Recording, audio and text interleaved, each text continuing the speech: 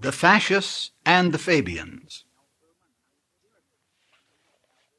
Two of the most interesting socialist groups presently active in the United States would be the Fascists and the Fabians. They're quite different, but their influence is very profound. The fascist movement is a very interesting variation from the central theme of socialism. The first thing that you have to realize about all socialism is that it is fundamentally disturbed with a completely free market in which private property is a total concept. Every socialist is interested in intervening here to some degree.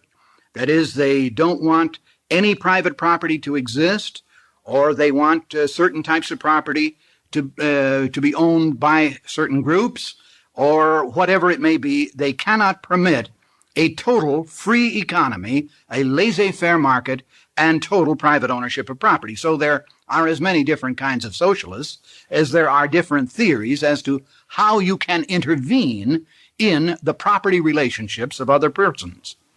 The fascists are a particularly interesting group because here we have people who do not propose to destroy private ownership of property. They simply wish to have a national socialist goal, and the property would continue to be privately owned, but it would be managed centrally. Now, that's an interesting variation, and we have quite a bit of it in this country, and it exists in many other countries as well. We often think of the fascists as being the Germans or the Italians during World War II.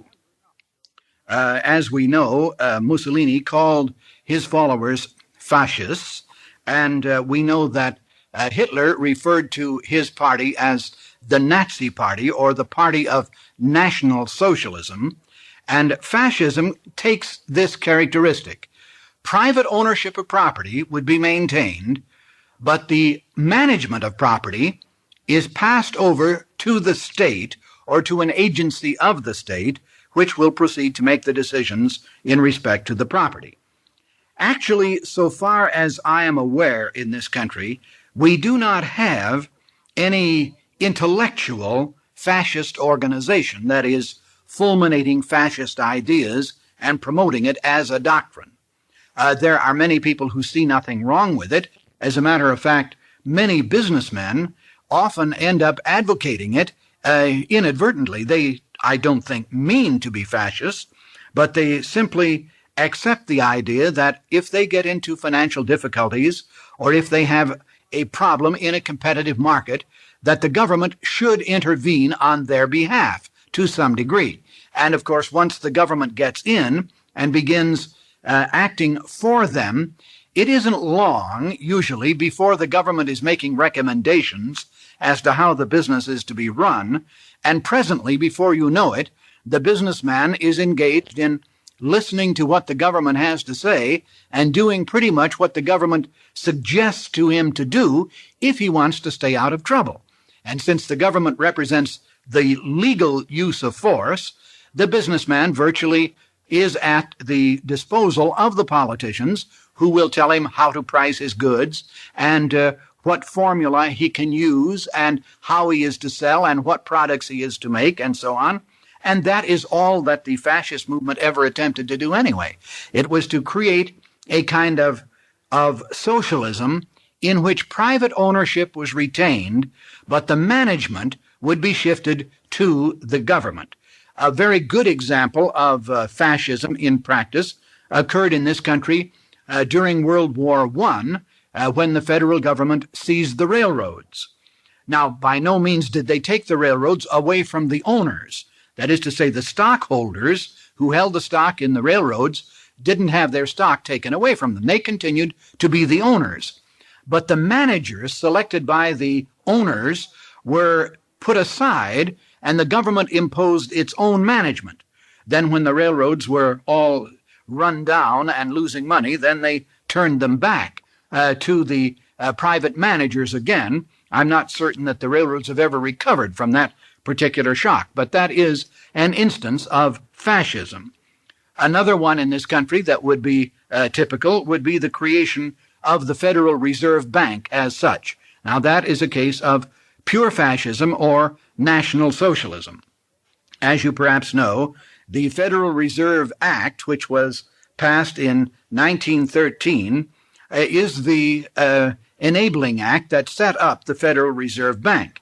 But all of the capital of the Federal Reserve Bank was privately subscribed.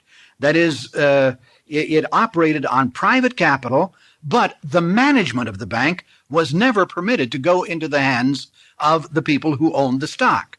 As a matter of fact, the people who own the stock in the Federal Reserve Bank are limited to a total of $25,000 worth of stock. That's all anyone can have, and they are paid a stipulated return on that $25,000, and they have nothing to say about the management of the banks.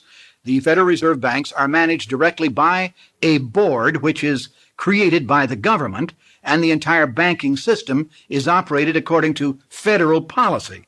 So here you have a pure case of fascism. You have private ownership of the banks, but governmental management, and that's pure fascism.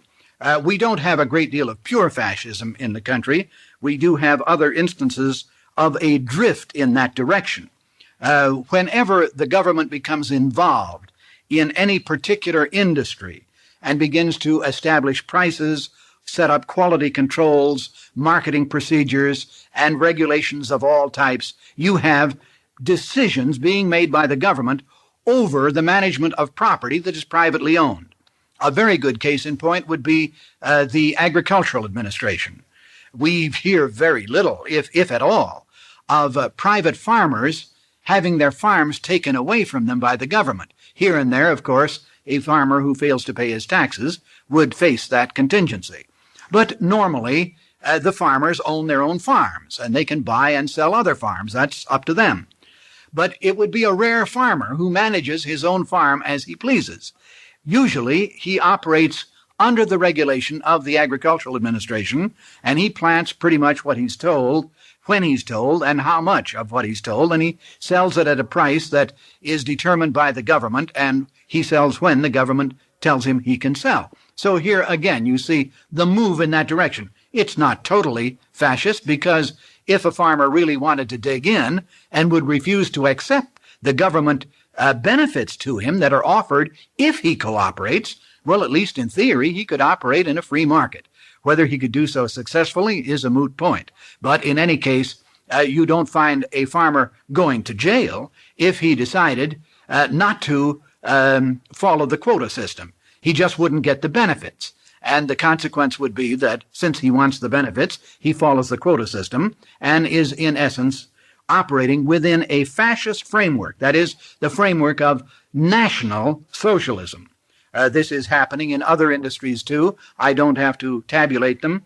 You can yourself look about you and see many instances where National Socialism is a characteristic. It is unfortunate that many people who are communists or who are other types of socialists will tend to look at all businessmen as if they are fascists. In fact, frequently it happens that some socialists will use this term. They will call capitalists and businessmen they'll just plain call them fascists, and it simply isn't true. There are a great many businessmen who do not want the government to intervene in their businesses and don't even want the benefits that they might get from the government. They would like very much to operate in a free market, but they don't have that choice. And but this does not mean that they are willing fascists. They are not. They much prefer a laissez-faire market, and they say so as best they can. So just to call every capitalist fascist is not correct. The term properly would belong to those persons who favor fascism, which would be the retention of private ownership, but the management of productive property by the state. I might point out that that is precisely the type of socialism that exists in Sweden, where property is still privately owned and privately bought and sold. But the management of the property is in the hands of an artel. That is, there are representatives of labor business and government in a kind of a committee that organizes and has an overall national plan in which every industry plays a part, and national quotas are established, and everyone does what he's told to do in terms of the national policy, but all of these are privately owned property, or most of them are. So that is the characteristic of fascism.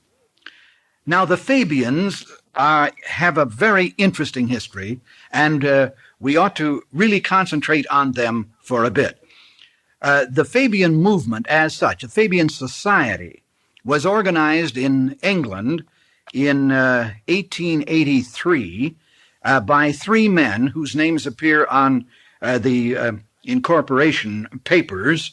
Their names are Pease, spelled P-E-A-S-E, Wallace, spelled W-A-L-L-A-S, and Shaw, spelled George Bernard. These three men put together the Fabian Society, and they dedicated it to the accomplishment of socialist objectives.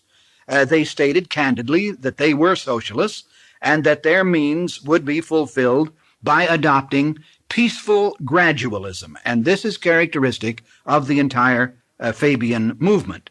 Now, the thing to be noted here with the Fabians is that they took socialist thought one step beyond where Marx had taken it. Go back for a moment and review. The anarchists launched the modern socialist movement by, in essence, declaring war against private ownership of property, by viewing private owners as being essentially politicians, and then by demanding that the government be removed in order to eliminate private ownership of property. Marx broke with that tradition, seeing that what you ought to do was to have the government taken over by a new party, the party of the workers, the proletariat. And then, instead of abolishing the government, Marx wanted to use the government to take by force properties belonging to private persons and centralize the property through this manner in the hands of the state. That is to say, the new state in the hands of the proletariat. But the Fabians went a step further. Although they wanted the same ultimate objective, they recognized that the anarchists and Marx were both in error insofar as the method was concerned. They, too, believed in a centralized control, at least of what Marx was to call bourgeois property, that is, the tools of production and distribution. But they pointed out an extremely interesting fact, and that is that governments by their nature, whether they are democracies, republics, monarchies, oligarchies, whatever they may be, that governments by their nature are established for the social whole, and consequently all governments by their nature are socialistic. Therefore, you don't have to overthrow the government, and you don't have to even have a revolution and take over the government. You just take any existing government, it doesn't make any difference what it is, and you cooperate with it, because the natural tendency of every government will be to move in the direction of more and more socialism if it's just given the time. That is the reason they adopted the idea of peaceful gradualism. You don't have to have a war, you don't have to have a revolution, and you don't have to kill anybody. None of these extreme measures, advocated both by anarchists and communists, are necessary if you're going to advance the socialist economic goals. The Fabians saw that the communists and the anarchists, however exciting they might be as political figures or as way out radicals, and they are exciting, that when it comes to establishing socialist economics, fall flat on their faces. They just never get anywhere, and they never will. The Fabians are correct. What they saw is that you don't have to have any of these violent methods. You go in on a peaceful basis. You don't have to take over the government. In fact, you don't even have to provide the leading figure of the government. Work at the middle management level. Get yourself appointed to a bureau or a department or an agency. Get inside and help to draft the measures which gradually will move the controls of property and the actual ownership of property into the hands of the state. Now, in order to make their program acceptable, it was the Fabians who first introduced the idea of a war on poverty. Now, this happened way back in 1883. Sometimes we think that it was a recent development in this country, but it happened a very long time ago, nearly 100 years ago in England. And what they saw, and this was the way they looked at it, was that private capitalism had done a great job in production. Even Marx acknowledged that in some of his writings. As a productive method, you can't beat capitalism. Lenin acknowledged it. Many of the socialists and communists acknowledged the efficacy of capitalism when it comes to producing goods and services. There's no question about it. Capitalism has won that argument. But when it comes to distributing the goods, the Fabians came up with what they thought was a very good idea. Now, it happens that factually, a free market does the best job of distributing too, but they didn't see that. What they saw instead was a chance to make real propaganda hay out of this idea that it is the poor people who actually need the goods and services that the people with the tools create. But those are the very people that can't afford to buy it. So that capitalism, according to the Fabians, has a fatal flaw. To wit, while it's very good in producing, it's very bad in distributing, because it only gives the goods and services to those who can afford them, and it is those who can't afford them that need them. And therefore, according to the Fabians, you have to have some agency outside the market that will intervene and help with the distribution. Now, because they were interested in peaceful gradualism, they took it upon themselves to try to find sensitive points that could be converted into major political issues. And then, and you can see how brilliant they were in their theorizing, they realized that if you could get people arguing about how much of their program to accept, rather than whether or not you would want their program, they could really carry the day. So they introduced what could only be called modern political methodology. And that's what the Fabians have done. Let me give you an example of what I mean. If the Fabians decided, as indeed at one time they did, that the use of private real estate, land holdings and things of this sort should be intruded in by the government. That is, we should have government housing and government management of land and government management of these resources. They didn't come out with a program in which they simply favored the government stepping into this area. Instead, they operated on this basis. First of all, they conducted a survey to establish that there are a number of substandard dwellings, and there certainly are. No question about it.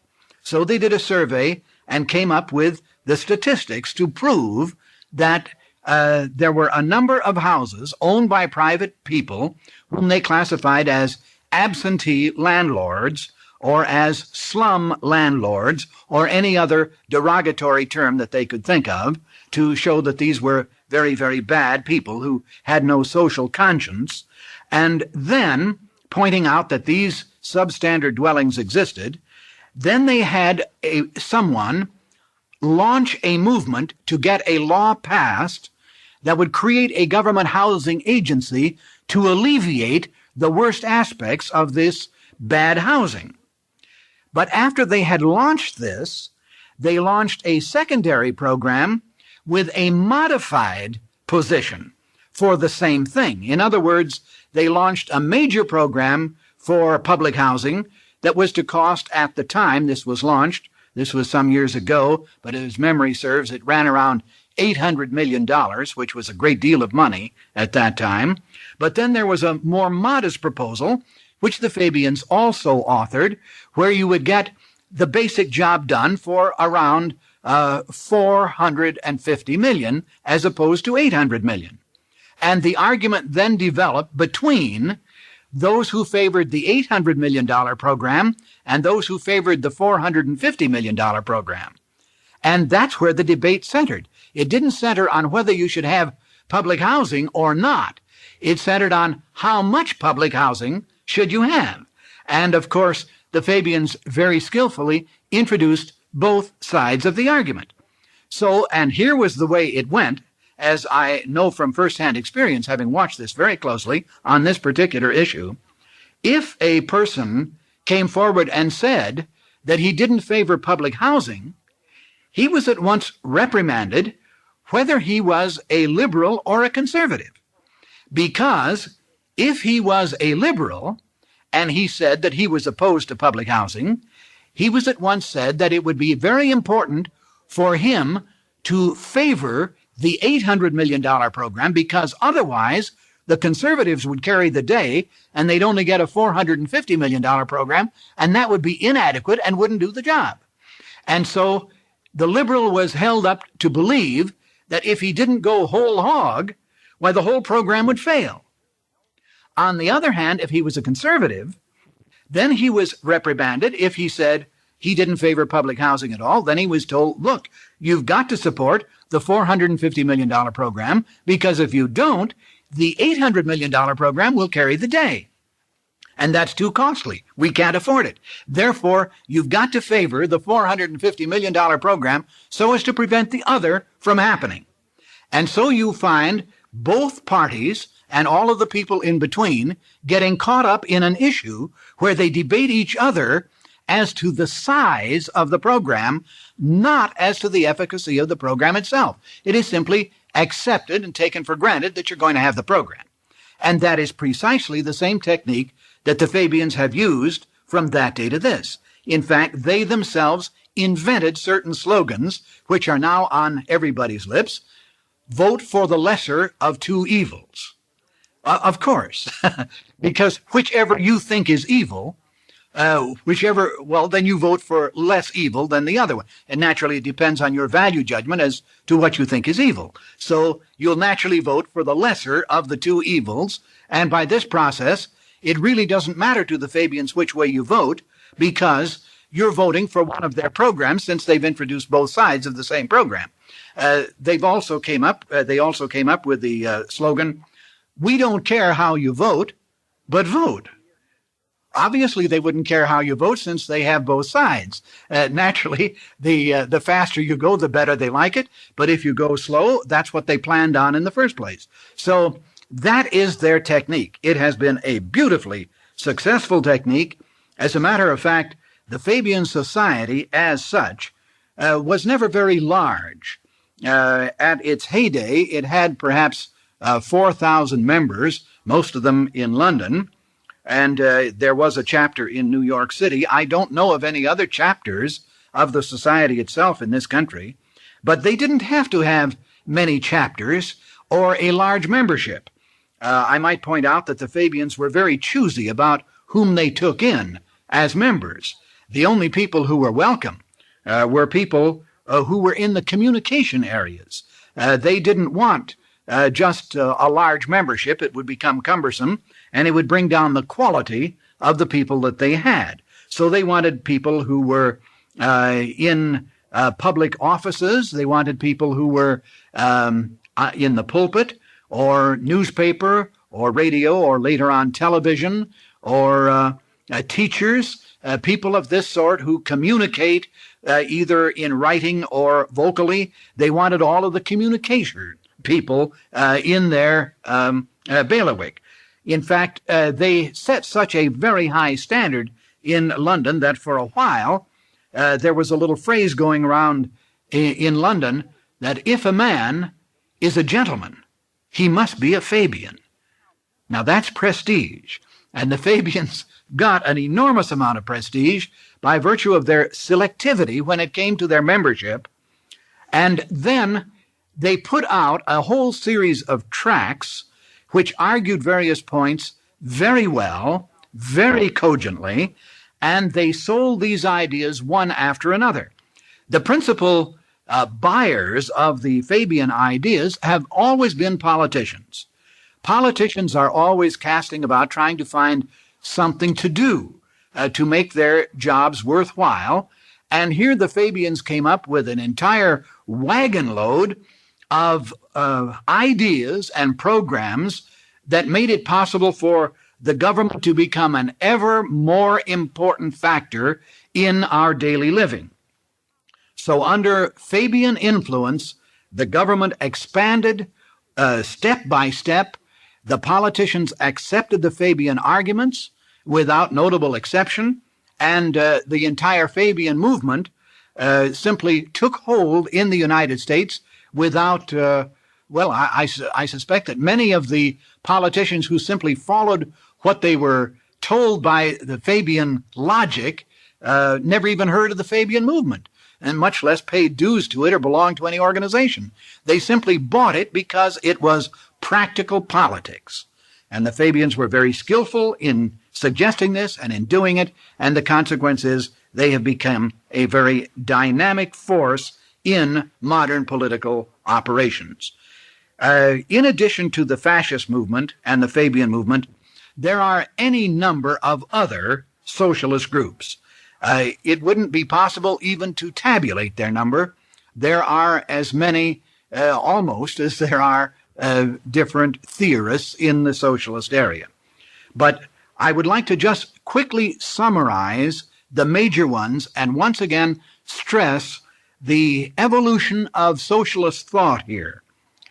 Beginning in very ancient times, the idea emerged that the community is more important than the individual, and the individual can be sacrificed for the good of the community. Now, that's the essential core.